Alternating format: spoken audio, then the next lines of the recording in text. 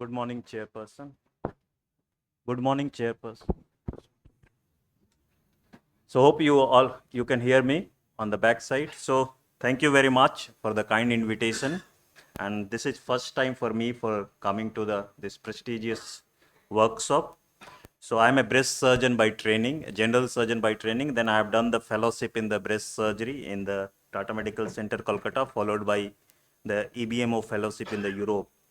What I'm presenting today is the chest wall perforator flap based partial breast reconstruction. I don't do the whole breast reconstruction with the DAP. This is generally done by the plastic surgery team. So coming to the chest wall perforator flap itself, it was introduced mainly by the Professor Hamidi, and the first paper came in the 2005 with the mini LD, and then slowly moved to the lateral intercostal artery perforator flap. So what is lateral intercostal artery perforator we do? So these are the intercostal space perforator. Generally we use 3rd to 8 intercostal space perforator. In our experience, what we found that the intercostal branch is more suitable than the muscular branch, and you can cover all quadrant defect with this vessel. So this is the vessel here. So this is known as lateral thoracic artery here. So sorry, lateral intercostal artery here. So what is lateral intercostal? If you see the anatomical details, so this is not lateral intercostal artery. This is posterior intercostal artery. So it generally originates from the aorta and run in the each intercostal space. And the anatomically it's divided by the erector spine in the 3 part. One is in the medial part, second is the intermediate part, and third is the lateral part. The lateral part now we generally say is a lateral intercostal artery, and it gives multiple perforator. Perforator, as per the anatomical cadaveric dissection, there are multiple perforator generally by each artery system. One is direct cutaneous, second is subcutaneous, and third is musculocutaneous. And this is very helpful in understanding when you are localizing perforator, because what we found that the subcutaneous perforator is the most prominent perforator with the intercostal system with the lateral intercostal artery. Coming to the next type of the perforator, what we do is the lateral thoracic artery perforator. So lateral thoracic artery perforator, generally the lateral thoracic artery is a branch of the second part of the axillary artery, runs in the lateral border of the pec minor, and generally give perforator at the 3rd and 4th intercostal space. It is of very variable origin. So when we started dissecting the lateral thoracic artery and lateral thoracic artery perforator, what we found that it's a variable origin and variable perforator location also. The most constant thing what we found as a breast surgeon, when you are doing sentinel lymph node biopsy, generally it's a very close proximity to the sentinel lymph node, and generally sentinel lymph node help you in identifying lateral thoracic artery. So these are the common variation what we found. One is the simplest, what we expect that the both vein and artery coming in the same space, and you can easily identify vein and artery when you are doing sentinel lymph node biopsy or axillary lymph node dissection. But that's not the case in the majority when we do the lateral thoracic artery perforator. So this is here you can see the artery and vein coming together. This is the variation we generally see. The vein is coming and the artery joining either from the lateral or medial side. Like this, you can see here the lateral thoracic vein here and lateral thoracic artery here. So it's coming 2 or 3 centimeter medial to the lateral thoracic vein and joining as a trunk and giving perforator and 3rd and 4th intercostal space. This is also a common variation. The lateral thoracic artery is not coming from the axillary artery, it's coming from the thoracoacromial artery. So this is the medial pedicle we see in the axillary dissection close to the pec major, and in good number of the patient, lateral thoracic artery is a branch of the thoracoacromial artery too. This is the extreme variation. It's described in the Gray's anatomy also. You will see the vein coming from the axillary vein, and the artery joining from the 2nd and 3rd intercostal space. So the 2nd and 3rd intercostal system, the nerve and the bundle generally have vein, artery and nerve, and these artery join and form the lateral thoracic artery. This is the demonstration of this small variation here. Can you put audio here? So can you put audio of the video? So when we dissected axilla, we found that there is only vein coming from the axillary vein. You can see here, this is lateral thoracic vein. and we didn't find any artery coming from the axillary artery. What we are trying to describe here is that sometime the branch comes from the second and third intercostal, the arterial branch, and join the lateral thoracic artery. This is third intercostal coming to the joining lateral thoracic vein, and it's moving up.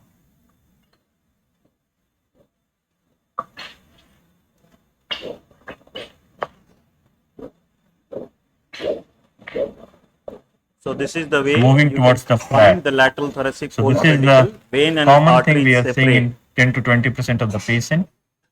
The last variation what we found is that the lateral thoracic artery is coming from the LD pedicle. So these are the variation. If you are thinking for the lateral thoracic artery, please be careful in dissecting and don't feel that the LTA, the position is the same. The perforator is generally in the third and fourth intercostal space. Third type of the flap what we do is anterior intercostal artery perforator flap. Again coming to the anatomy, is a branch of the internal mammary artery, the anterior intercostal, and it generally gives perforator 1 centimeter down to the inframammary line, close to the inframammary line. And we define the flap designing like this on multiple perforator and just flip it for the lower inner quadrant defect or lower side defect. The most medial part is known as medial intercostal artery perforator flap. This is described by the Dr. Geeta from Delhi, axillary anterior cutaneous artery perforator flap. What she found that in the third part of the axillary artery, there is a constant axillary vein and the branch from the axilla artery and vein, and she termed this as axillary anterior cutaneous artery perforator flap. It's 3 to 4 centimeter lateral to LD pedicle, and generally it's a prominent when LTA is absent as per her description. So this is the theoretical diagram here, the LD pedicle, and this is the axillary anterior cutaneous artery perforator flap. Still she has described only a one case with the 10 patient outcome, but it's majority in the node positive disease. And when I looked upon the anatomical book, this branch has not been described yet. And this is, we have seen in the some patient just lateral to the LD, you will see both axillary artery and vein coming from the axillary artery and vein, and this is known as axillary anterior cutaneous artery perforator flap. But anatomical description for this artery system is lacking in the major anatomical book. But we know that the axillary artery and vein branching is very variable, and we are still finding multiple additional perforators in this zone. These are the anatomical landmark we use. So this is anterior axillary line, this is posterior axillary line. So if you remember the anatomy, the lateral thoracic artery will come from here, so from the axillary artery and vein, and there will be a continuous signal and there will be a perforator and third and fourth intercostal space. But for the lateral intercostal, you will see the signal on horizontal direction, not on the towards the axillary artery and vein. This is known as the triangle of plenty. This is described again by the Professor Hamidi. So you draw a line from the inframammary line, and where it is cutting the anterior axillary line, this is known as the triangle of plenty, where you will see the maximum number of perforator in this zone, and this is well supported by the literature from the cadaveric dissection. So how to mark the flap? So once you have designed the artery system and the perforator, there are multiple way of designing the flap. So this is described anatomically by the Professor Hamidi. So this is known as transverse fusiform flap. So this we have started early, but slowly we move to the Laryngo-S. The reason is that you are having multiple perforator with the Laryngo-S design, and extreme movement is that you can go to the lateral and IMF including all perforator even for the whole breast recon, but you are disturbing the whole inframammary line and lateral border. This is described by sub-author, but you are disturbing the whole anatomical landmark of the breast by this planning. So this is the way you plan. So this is the Laryngo-S incision including all the perforator, and these are the transverse incision in the upper, middle and lower zone depending upon the quadrant of the defect of the tumor. So you can base it on the third and fourth, fifth or sixth or seventh or eighth intercostal space for the central quadrant tumor for giving pivot point and cover the central quadrant. How to differentiate? This is a small video for the LTAP and LICAP. बताना। So you can see there's a perforator here, and when I actually vein towards the head or towards the superior direction, I'm not losing the signal. So this is a continuous signal, and when there is a perforator, the signal will be more prominent. So that's the way you identify the lateral thoracic artery and lateral thoracic artery perforator. Similarly, this बताना। in this patient, you can realize that when I'm moving my Doppler on this side or that side, I'm losing the signal. So this is probably an intercostal artery perforator. When you will move it to the horizontal direction, maybe you will hear the signal of the lateral intercostal. So two way of differentiating it. One is intercostal space. The lateral thoracic artery perforators are generally in third and fourth intercostal space, and the lateral intercostal artery perforator is in each of the intercostal space. You will find it, and the continuous sound of the lateral thoracic artery pedicle when you are trying to identify lateral thoracic artery pedicle. Wide transverse fusiform or legious incision. I generally prefer legious incision, this incision, and region behind there are multiple. So with the legious incision, with this exposure, I can even approach the lower inner quadrant or upper inner quadrant because this is a wide exposure. Second thing that you are having including multiple perforator in this zone, and if you need to do the axillary clearance, and if you are damaging lateral thoracic artery with the high nodal positive disease, you can use these perforator and rotate it and cover the defect. Generally, it has a larger volume compared to the transverse flap, and by the virtue of the legious planning, the closure and healing is better. And with the hidden scar in the whole, the inframammary area, lateral, and the anterior axillary area. Transverse, generally the scar go little bit towards the posterior axillary line if you close it. The two problem with the legious design, one is the lateral deviation of the nipple. When you will close this, the breast will be pulled towards the lateral side. So what we devise that you move this flap up rather than moving breast, you mobilize it little bit lower down 3 to 4 centimeter, move it and close it to avoid lateral deviation of the nipple when you are using legious design. These are the some example what we have done. So this is upper quadrant defect. These are the two wire you can see here. So it's the whole of the superior half has gone. These are the lateral thoracic artery and one or two LICAP here, the lateral intercostal. And this is the final picture, the front view and the lateral view for the patient. So the whole of the superior quadrant defect was closed by the lateral thoracic artery perforator with the LICAP. This is the lower quadrant tumor. So this was the tumor here. We need to remove whole of the lower outer quadrant. Again the legious design, and this is the final picture of the closure. This is the patient for the central defect. So central defect you have seen Grissotti yesterday, but if the defect is very large and the breast size is small, Grissotti will be not useful because you will not have anything to mobilize from the lower quadrant of the breast. So you can use the lower LICAP, so lower intercostal artery perforator, based on the 7th and 8th intercostal space, plan just like we plan ICAP, but based on the lateral side to rotate it on the central quadrant. And this is the skin paddle, and this is the final outcome with the lower LICAP. This is the central defect with the skin. This patient was not ready for the therapeutic mammoplasty. So we have used the legious design with the large L-tap, and we could able to close the defect with the large L-tap with the central quadrant defect. So central quadrant defect, you can use the lower LICAP or L-tap or the T-dap if you have plastic surgeon options in your don't do the T-dap by yourself, because I found that T-dap dissection is very difficult. This is again the plan for the whole upper hemimastectomy. In this patient, the whole upper quadrant was having the DCIS. So what we have used, we have combined hemi-battering plus the L-tap, and this is the final closure using hemi-battering incision for the exposure and using the LICAP design, the legious design for the flap. So this is the whole lower quadrant, upper quadrant defect was closed using the hemi-battering design and the L-tap plus LICAP. This is again, so if you see this quadrant tumor, upper inner quadrant tumor is very difficult to reconstruct. So this patient, if I will do 1 centimeter excision on 1 centimeter both sides, whole of the upper inner quadrant will go. So how to reconstruct this defect with the chest wall perforator flap?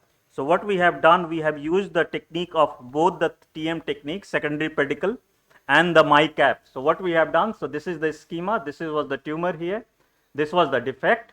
What we have done, we have created secondary pedicle from the breast from this side and moved to close the upper inner quadrant defect, and this defect we have closed with the small I cap. So this is the defect for this patient, whole of the upper inner quadrant.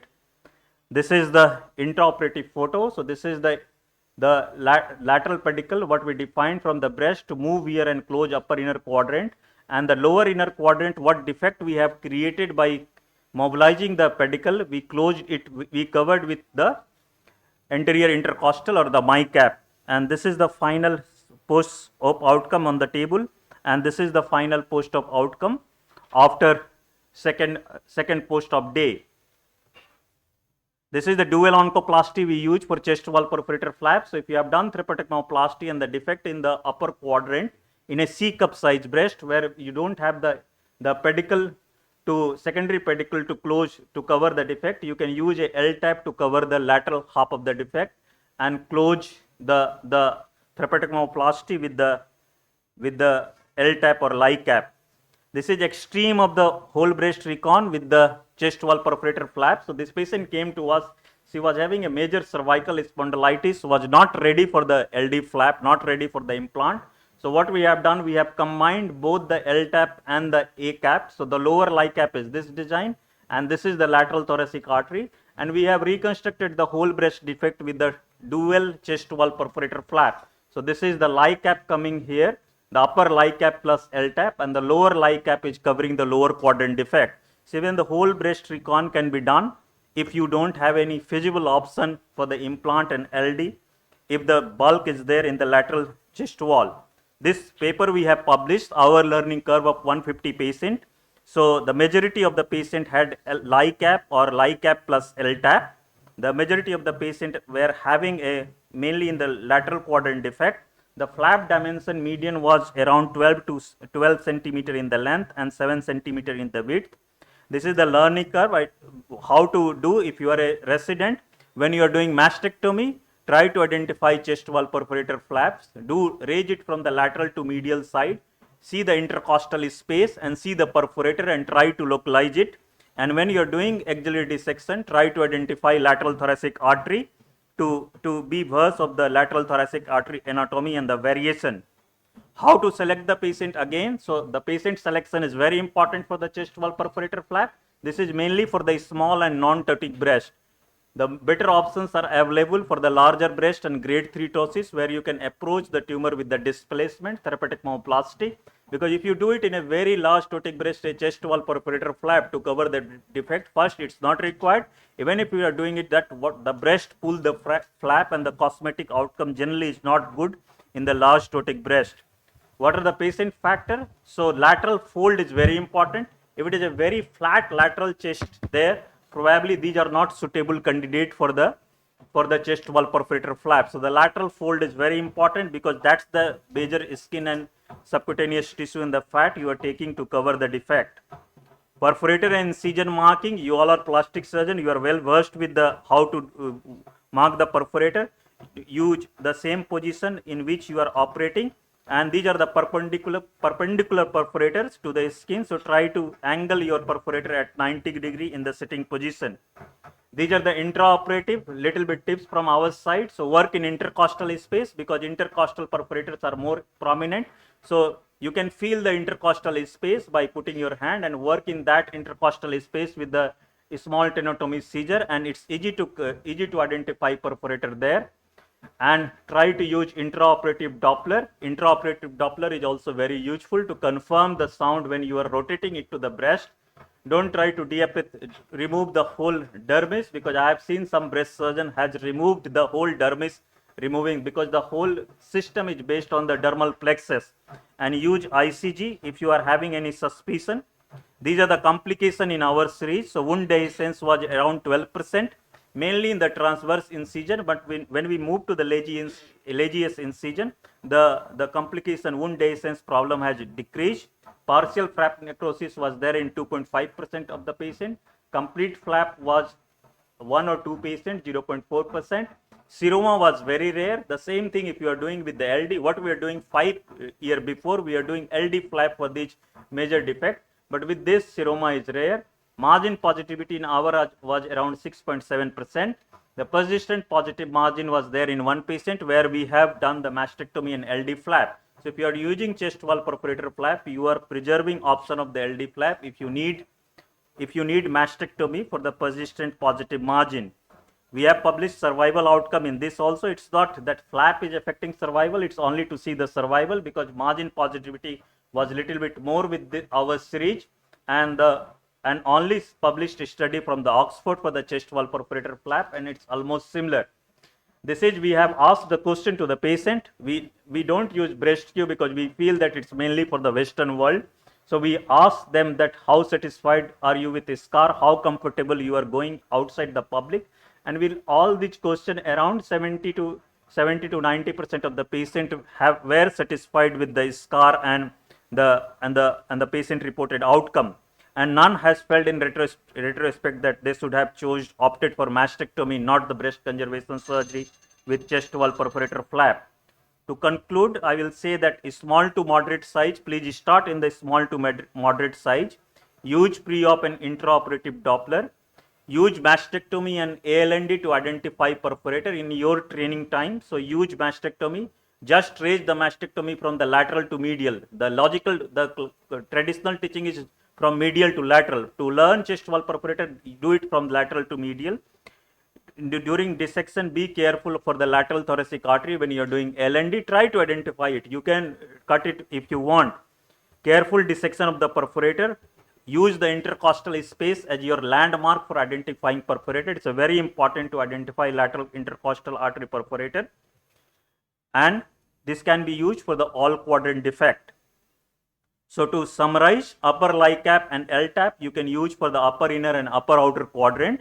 This is based mainly on the third and fourth intercostal LICAP and the LTAP. Combination also you can use. For the lower quadrant, the middle LICAP can be used. That's based on the fifth and sixth intercostal space. And for the central quadrant defect, you can use even lower, seventh and eighth intercostal. Plan it like ICAP and use for the central quadrant defect. This is the classification. This is our data from the 2024 from our center. So we have done around 1030 primary breast surgery, out of which breast conservation surgery was 58%, and chest wall perforator flap was used in 29% of the patient, because our median tumor size in the India is around 3 centimeter, and the A cup and B cup size patients are around 40%. So in these group of the patient, these partial breast reconstruction techniques are very useful. This is for the mastectomy, how many whole breast reconstruction we have done, and chest wall perforator was minority. Thank you very much, and I'm happy to answer any question.